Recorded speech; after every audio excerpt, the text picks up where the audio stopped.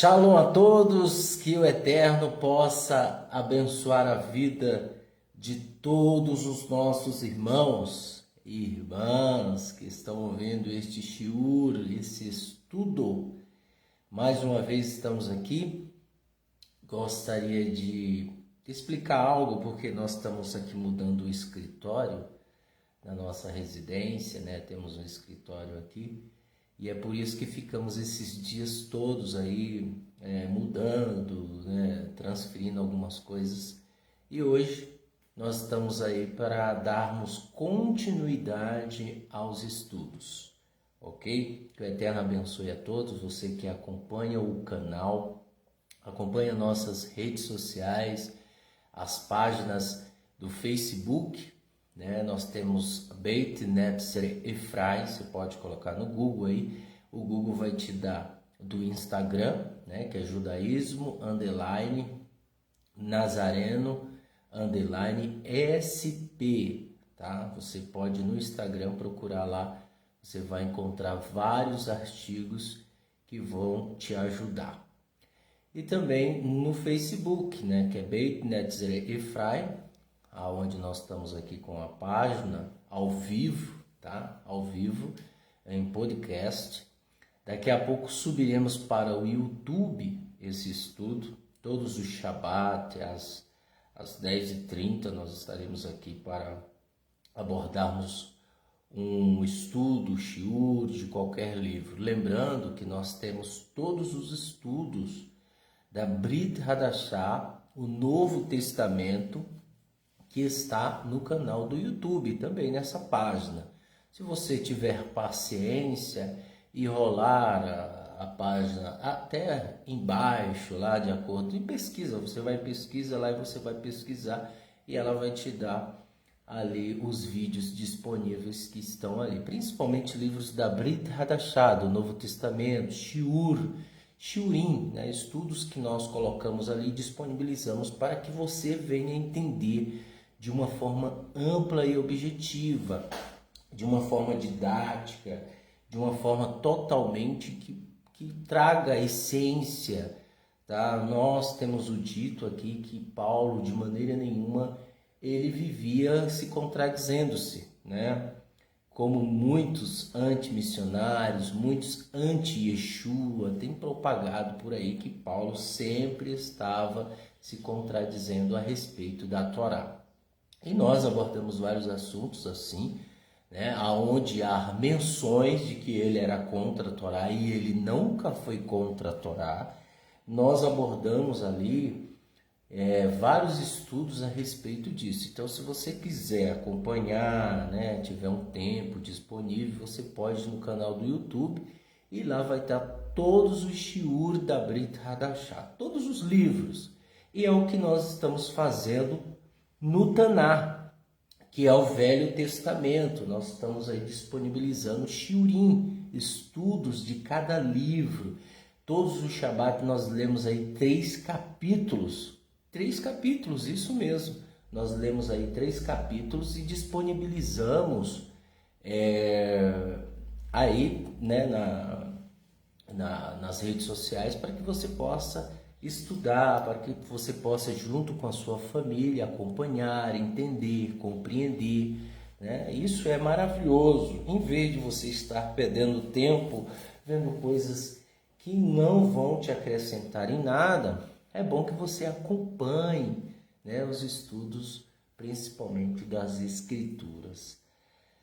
E aqui estamos de volta, numa fase totalmente ruim, né? Nós temos aí essa pandemia, nós temos aí esses problemas de doenças, vírus e etc.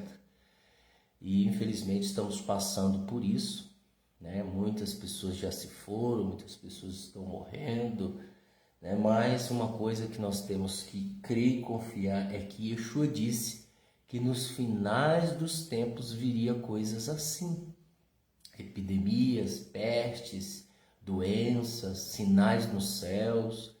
Então isso é algo que realmente está acontecendo, de que Yeshua disse, e ele falou uma coisa, é verdade. Passará os céus e a terra, mas as suas palavras não hão de passar. Isso nós entendemos que vai se passar tudo. Nós, eu, você, mas as palavras de Yeshua nunca irá passar. Então isso tem que abrir nossos olhos para que possamos servi-lo com mais vigor, com mais vontade, com mais certeza, né? Colocando a mudança interior como prioridade, coisa que muitos não querem, A mudança interior. As pessoas querem a mudança exterior. Então, se você quer uma mudança exterior, você não precisa se esconder em uma religião. Você pode mudar exteriormente, né? Botar uma roupa diferente, fazer o que você bem queira, mas não se esconda atrás de uma religião, né? Não se esconda. Isso é feio, porque o Eterno te conhece, né? Eu costumo dizer que essas pessoas que agem assim, o Deus delas é o ventre. O que prevalecem é as suas vontades. Então, se elas fazem do seu ventre um Deus, então elas vão obedecer a si mesmas. Então elas não conhecem o Eterno, elas não têm uma intimidade com o Eterno, vão agir por impulsos que não têm freios, são desenfreados, desejos malignos. Infelizmente é o que nós estamos vendo hoje, né? Sinais nos céus, nós temos acompanhado aí ao longo do tempo muitos sinais acontecendo, muita coisa acontecendo. Isso mostra claramente a volta do Mashiach, Yeshua, que está logo aparecendo. E as pessoas não estão acreditando ou se faz de desinformadas, infelizmente. Essa é a maioria da situação que nós estamos vendo hoje. Pois bem, nós vamos ler o capítulo 1 de 2 Samuel Beit, 2 Samuel, capítulo 1, capítulo 2 e capítulo 3.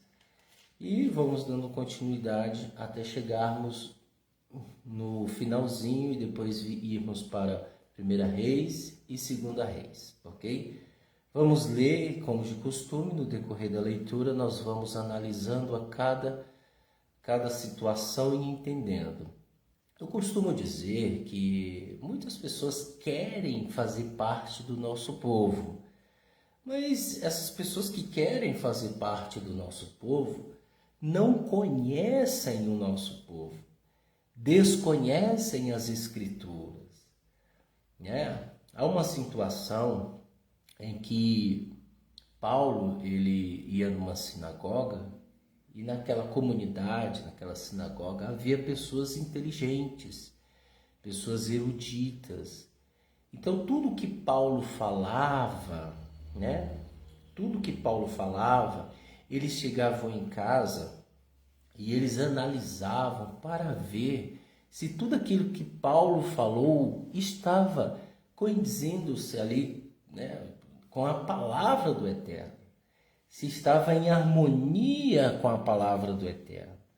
E eles analisando todos os dias, todos os Shabat, eles chegaram à conclusão de que Paulo estava falando realmente aquilo que as Escrituras querem. Então, o que nós entendemos com isso? Entendemos que nós temos que ser iguais.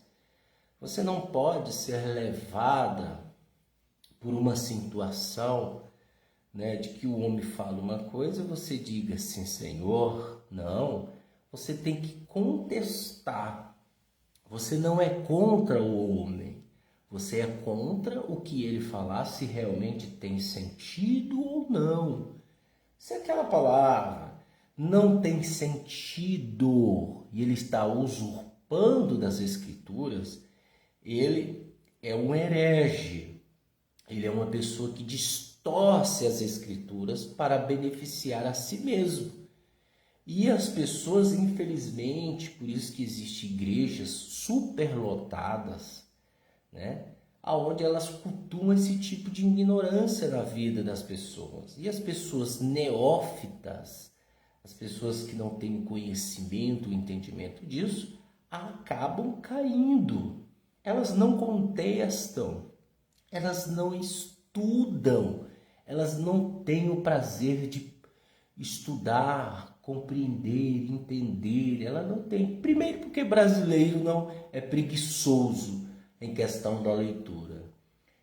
Só que essas mesmas pessoas, quando saem do cristianismo e migram para o judaísmo, elas acabam, né, levando consigo esses costumes. Aí ela encontra um rabino, né, um rabino Xing Ling, né, você já ouviu falar, esse produto é falsificado, ele é do Paraguai. Tinha muito isso há um tempo atrás. E agora é chinês. Né? Você vai ver um rabino Xing Ling, aquele rabino que se intitula rabino, mas ele é um ex-cristão, ele é um ex-evangélico, ele é um ex-pastor. Então,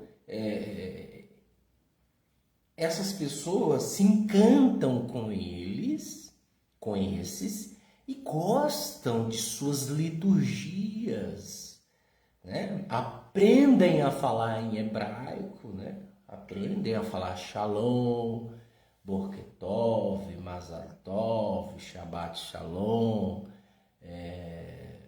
Mazal Tov, e vai embora. Elas aprendem a falar isso, eles aprendem. E esses neófitos, quando eles migram para o judaísmo, A, B, C, D, qualquer judaísmo, aonde o seu líder se diz rabino e não é, mas ele é um anfitrião, ele é um xigling, um rabino chinês, né? Um rabino do Paraguai, aquele falsificado, né? E aí as pessoas acabam se abraçando a esses costumes, a esses ritos, né? O leigo, quando chega, ele olha e fala aquilo, olha, são verdadeiramente rabinos. Porque é o leigo ele, né, como disse Yeshua, eles não entram no reino e não deixam os outros entrarem. Então a maldição será pior para essas pessoas. Infelizmente é isso que nós temos visto hoje. Nós não temos visto pessoas sérias, pessoas que querem compromisso com a verdade, que querem, né, se dedicar à leitura das Escrituras, ao estudo, à compreensão, usando a inteligência, o raciocínio, né? As pessoas não querem. Então acabam sendo cativadas por esses lobos, né? Infelizmente é o que nós temos visto hoje, tá? E nós estamos aqui para mostrar para você que está me ouvindo que o Eterno, ele não é um mordomo. O Eterno não é Papai Noel. O Eterno não é uma pessoa que distribui presentes para aquele que é sensibilizado com qualquer ação. As pessoas se fazem de coitadinhas. Elas dizem, Deus vai prover, né? Elas colocam Deus na parede. Elas exigem de Deus, né, algo, como se Deus fosse um mordomo, um escravo, né? Como se o Eterno fosse uma pessoa que estaria de prontidão para atender os desejos de pessoas inferiores, de pessoas medíocres. E o Eterno não é assim. O Eterno, Yeshua disse, os que me amam obedecem os mandamentos de meu Pai. Acabou. Os que amam Yeshua obedecem. Quem não ama não obedece. Entendeu, pessoal? Então, infelizmente, nós temos visto isso no decorrer de nossas vidas, no dia a dia, no cotidiano. Infelizmente está assim. Mas vamos continuar a leitura do capítulo 1, capítulo 2 e capítulo 3 de Samuel Beit, 2 Samuel. Shaul tinha morrido e Davi havia permanecido 2 dias em Ziclag. Após o retorno da matança do Amaleque, no terceiro dia veio um homem do acampamento de Shaul com as roupas rasgadas e terra em sua cabeça. Ele se aproximou de Davi, caiu no chão e curvou-se. Davi lhe perguntou: de onde você vem? Eu escapei do acampamento de Israel, respondeu ele. Diga-me, por favor, como foram as coisas, disse-lhe Davi. O povo fugiu da batalha, ele respondeu, e muitos deles estão feridos ou mortos. Shaul e Jonatã, seu filho, também estão mortos. Davi perguntou ao jovem que tinha contado essas coisas a ele: como você sabe que Shaul e Jonatã, seus filhos, estão mortos? O jovem que estava falando com ele respondeu: aconteceu que eu estava no monte Giboa quando vi Shaul inclinando-se sobre sua lança. As carruagens e as cavalarias estavam fechando o cerco sobre ele. Ele olhou para além, me viu e chamou-me. Eu respondi: eis-me aqui. Ele me perguntou: quem é você? Eu respondi: eu sou Amaleque. Ele me disse: eu estou em agonia e vou morrer, mas ainda estou vivo. Então, por favor, segue perto de mim e mate-me. Então eu me aproximei dele e o matei, pois eu estava certo de que ele estava tão gravemente ferido que não sobreviveria. Eu tomei a coroa que estava em sua cabeça e o bracelete de seu braço e os trouxe aqui para que meu senhor. Davi tomou suas roupas e os rasgou e da mesma forma o fizeram todos os homens que estavam com eles. Eles prantearam e choraram e jejuaram até anoitecer por Shaul, por Jonatã, seu filho, pelo povo de Adonai e pela casa de Israel, pois eles tinham caído pela espada. Davi perguntou ao jovem que tinha falado com ele: de onde você é? Ele respondeu: sou filho de um residente estrangeiro, um Amaleque. Davi lhe perguntou: como você não teve medo de levantar sua mão para destruir o ungido de Adonai? Davi chamou um de seus jovens e disse: vá até ele e o mate. O homem o golpeou e ele morreu. Veja só, ele contou uma mentira. Esse rapaz, sabemos da história, se você for olhar no último vídeo, de Samuel capítulo 1, né? Que vai até o capítulo 31, se você ver o último vídeo, você vai ver que Saul pediu, né, para o matar e ele não teve coragem. Então Saul se lançou sobre sua lança, ou sobre sua espada, se eu não me engano. E assim fizeram todos os seus filhos. Então ninguém matou Saul. E esse rapaz chegou mentindo, dizendo que ele o feriu, e pegou a sua coroa, o seu bracelete e o trouxe para Davi. E Davi, pensando que ele o tinha matado mesmo, então Davi mandou matar ele, porque jamais Davi teve a oportunidade de matar Saul e ele não fez isso porque o seu coração tremeu, porque Saul, apesar de ser uma pessoa que desobedeceu o Eterno, ele era um ungido do Senhor, ele era ungido do Eterno. Então, eu me aproximei dele e o matei, né, como ele estava dizendo. Aí eu sou filho de um residente, ele disse. Davi chamou de seus jovens e disse: vá até ele, o mate, e o homem golpeou e ele morreu. Davi lhe disse: seja o seu sangue sobre a sua cabeça o condenou, quando você disse: eu matei o ungido de Adonai. Então Davi recitou este lamento sobre Shaul e sobre Jonatã, seu filho, com ordens de que ensinasse ao povo de Judá e não menosprezassem o lamento do arco. O lamento foi escrito no livro de Iachar. Sua glória, Israel, está morta sobre os seus lugares altos. Como caíram os heróis, não falem sobre isso em Gate. Não o proclame nas ruas de As-Shekelon. Então as filhas dos filisteus não se regozijaram, as filhas dos incircuncisos não se alegraram. Montanhas de Gilboa, que nunca mais haja sobre vocês nem orvalho, nem chuva, nem campos com boas colheitas, pois ali os escudos dos heróis foram desonrados, o escudo de Shaul não mais foi polido com óleo. O sangue dos mortos da carne dos heróis, o arco de Jonatã não se retirou, nem a espada de Shaul retornou sem estar satisfeita. Shaul e Jonatã, amados e afáveis enquanto vivos, não foram separados mesmo na morte. Eles foram mais inteligentes que águias, mais fortes que leões. Filha de Israel, lamento sobre Shaul. E eu os vestia luxuosamente com escarlate e colocava joias de ouro em suas roupas.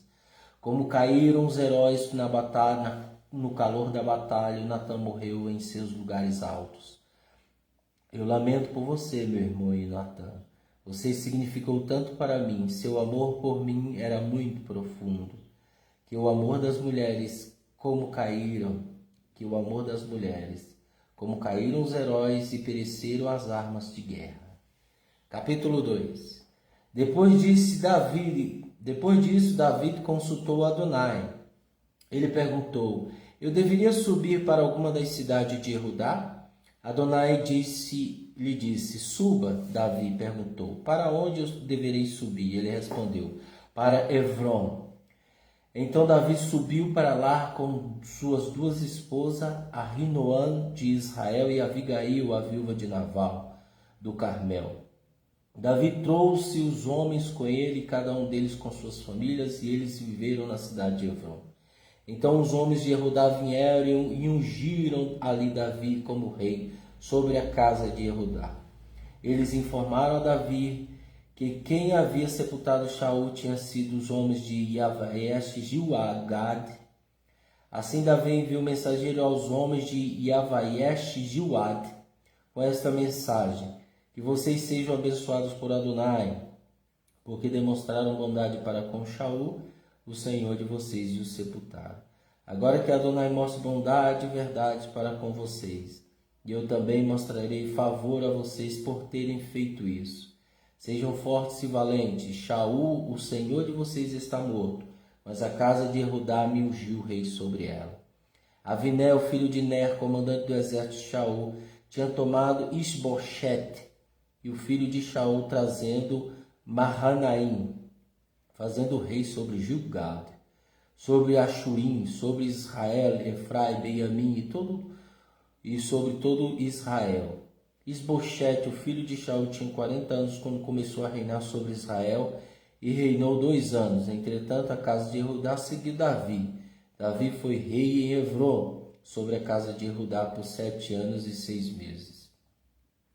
Avinel, filho de Ner, e os servos de Isboshete, o filho de Shaul, foram de Mahanaim a Gibeon, enquanto Joabe, filho de Tseruai, e os servos de Davi também foram.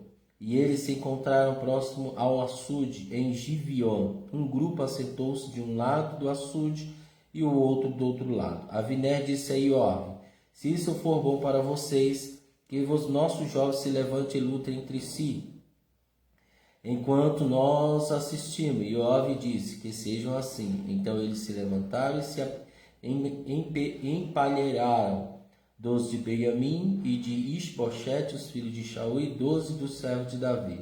Cada um deles agarrou seu parceiro pela cabeça e o atravessou em seu lado com uma espada, de modo que caíram juntos.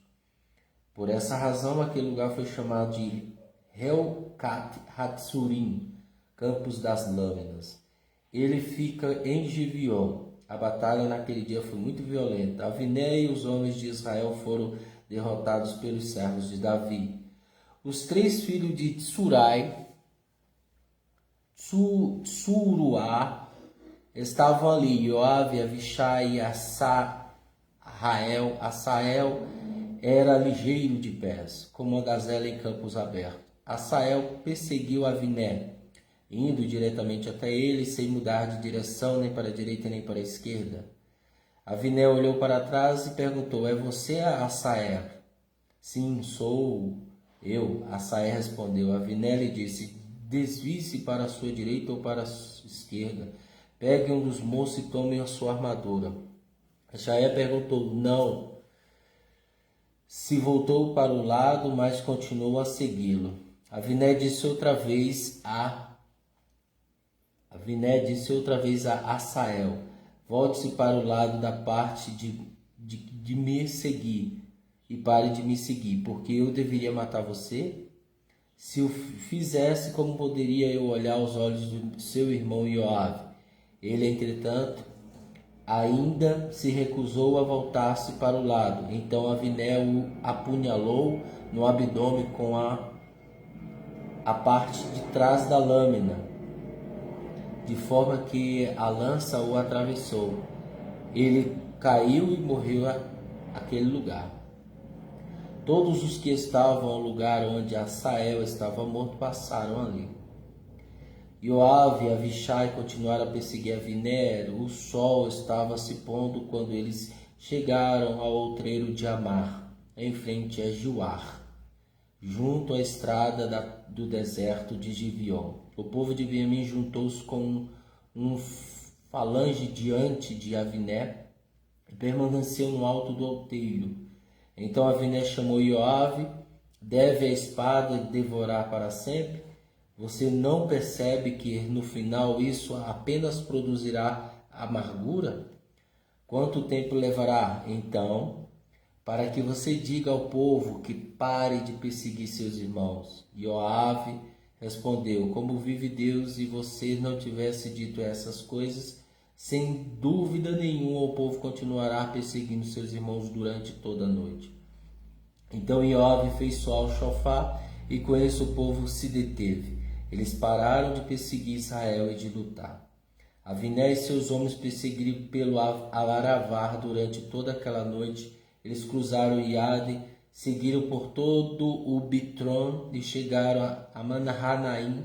Ioabe retornou da perseguição de Aviné, quando ele trouxe as tropas e organizou-se para a revista. 19 dos servos de Davi tinham desaparecido, incluindo Assael. Os servos de Davi, porém, tinham matado 360 dos homens de Aviné, que eram de Benjamim. Eles tomaram Assael e o sepultaram no túmulo de seu pai em Beit-Lehem. Então Ioabe e seus homens marcharam toda a noite, de modo que alcançaram Efron ao amanhecer. Capítulo 3. A guerra entre a casa de Shaul e a casa de Davi continuava, mas Davi tornava-se mais forte, enquanto a casa de Shaul enfraquecia. Em Efron nasceram filhos a Davi. Seu filho mais velho foi Aminon, cuja mãe era Ahinoam de Israel. Seu segundo filho foi Quilave, cuja mãe era Abigail, a viúva de Nabal, do Carmel. O terceiro filho foi Avishalom, cuja mãe era Maacará, a filha de Talmai, rei de Geshur. O quarto filho foi Adoniá, o filho de Hagite. O quinto, Shefatihaiá, filho de Avital. E o sexto, Yetrean, cuja mãe foi Elgala, esposa de Davi. Todos eles nasceram a Davi em Efron. Durante a guerra entre a casa de Shaul e a casa de Davi, Aviné fortaleceu sua posição na casa de Shaul. Shaul tinha tido uma concubina chamada Rizpah, filha de Aiá. Ishbosheth desafiou Aviné: porque você dorme com a concubina de meu pai? Essas palavras de Ishbosheth enfureceram Aviné. O que eu sou, ele gritou, para que você me trate com tanto desprezo? Uma cabeça de cachorro em Yehudá? Até este momento eu tenho mostrado apenas bondade para com a casa de Shaul seu pai e para com seus irmãos e amigos, e não o entreguei a Davi. Você, por outro lado, escolhe hoje entrar em contenda comigo por causa dessa mulher. Que Deus traga terríveis maldições sobre Aviné e a casa e coisas piores, se eu não realizar o que Adonai jurou a Davi.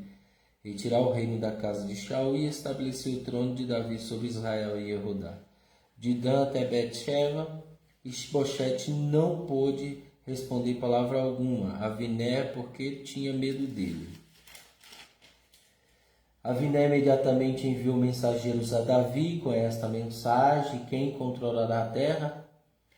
E se tornares meu aliado, eu usarei meu poder para tornar a ti todo Israel. Davi enviou esta resposta: muito bem, eu serei seu aliado. Com uma condição: você não virá à minha presença, a menos que traga com você Milcá, a filha de Shaul. Davi enviou mensageiros para dizer a Isboshete, o filho de Shaul: devolva-me minha esposa, Milcá. Eu me tornarei noivo dela por 100 prepúcios dos filisteus. Isboshete deu ordem e o tomou de seu marido, Paltiel, filho de Laixe. Paltiel foi com ela, chorando enquanto ela ia, e o seguiu até Bahurim. Todavia, quando Aviné disse a ele: volte, ele voltou. Então Aviné conferenciou com os líderes de Israel. Ele disse: no passado vocês queriam que Davi fosse rei sobre vocês. Então faça isso agora, porque Adonai disse a Davi: por meio do meu servo Davi libertarei o meu povo Israel do poder dos filisteus e do poder de todos os seus inimigos. Aviné também falou com o povo de Benjamim. Depois disso, Aviné foi a Hebron e relatou a Davi todas as coisas que tinham sido acordadas, tanto por Israel quanto pela casa de Benjamim. Quando Aviné veio a Davi em Hebron, trouxe com ele 20 homens. Davi organizou um banquete para Aviné e seus homens. Aviné disse a Davi: deixe que eu me levante e vá reunir todo Israel para o meu senhor, o rei, de forma que eles façam a aliança contigo. Então estarás pronto para governar sobre todo o que o teu coração desejar. Davi então enviou Aviné e deu a ele um salvo-conduto. Enquanto isso, os homens de Davi, juntamente com Joabe, retornavam de uma incursão, trazendo uma grande pilhagem com eles. Aviné, porém, não estava com Davi em Hebron, porque este o tinha enviado como salvo-conduto. Quando Joabe e todos os seus exércitos chegaram, foi dito a Joabe: Aviné, o filho de Ner, veio ao rei. Mas este o enviou e ele partiu com salvo-conduto. Joabe foi ao rei e disse: o que fizeste? Aviné veio a ti e tu o deixaste partir? Agora ele se foi. Por quê? Tu sabes que Aviné, o filho de Ner, veio apenas para enganar-te, para saber que campanhas tens planejados e descobrir tudo o que está fazendo. Depois de deixar Davi, Joabe enviou mensageiros a Aviné e eles o trouxeram de volta da cisterna em Sirá, sem que Davi o soubesse. Tendo Aviné retornado a Hebron, Joabe chamou de lado para o espaço entre o alteiro e os portões interiores, como se quisesse falar com ele particularmente. E ali ele o golpeou no ventre, de forma que ele morreu. Desse modo, Joabe vingou a morte de Asael, seu irmão. Algum tempo depois, quando Davi ouviu sobre essas coisas, ele disse: eu e meu reino estamos inocentes para sempre da morte de Aviné, filho de Ner. Que a culpa caia sobre a cabeça de Joabe e de toda a família de seu pai. Que a família de Joabe tenha sempre alguém com hemorragia ou de sarate, ou que precise andar de muleta, ou que morra pela espada, ou a quem falte comida. Assim Joabe e Avishai, seu irmão, mataram Aviné, porque ele tinha matado Asael, o irmão deles, durante a batalha de Gibeon. Davi, porém, disse a Joabe e a todos os que estavam com ele: rasguem suas roupas, coloquem roupas de saco e lamentem por Aviné. O próprio rei Davi caminhava em frente ao corpo enquanto ele estava sendo carregado. Eles sepultaram Aviné em Hebrom, o rei lamentou em voz alta no túmulo de Aviné, e todo o povo lamentou. O rei cantou este lamento sobre Aviné. Deveria Aviné ter morrido como assassino? Suas mãos não foram amarradas, seus pés não foram acorrentados. Você caiu como aquele que cai nas mãos de criminosos. Então todo o povo lamentou ainda mais sobre ele. Todo o povo veio a Davi e tentou fazê-lo comer algum pão enquanto ainda era dia. Davi, porém, jurou que Deus traga terríveis maldições sobre mim e coisas ainda piores se eu provar pão a qualquer outra coisa até o que o sol se ponha. Todo o povo reparou isso e se agradou disso. Tudo o que o rei fazia agradava o povo. Naquele dia, então, todo o povo de Israel entenderam que o rei não havia participado da morte de Aviné, o filho de Ner. O rei disse aos seus servos: vocês compreendem que um líder, um grande homem, caiu hoje em Israel. Ainda que eu tenha sido ungido como rei, sinto-me fraco hoje.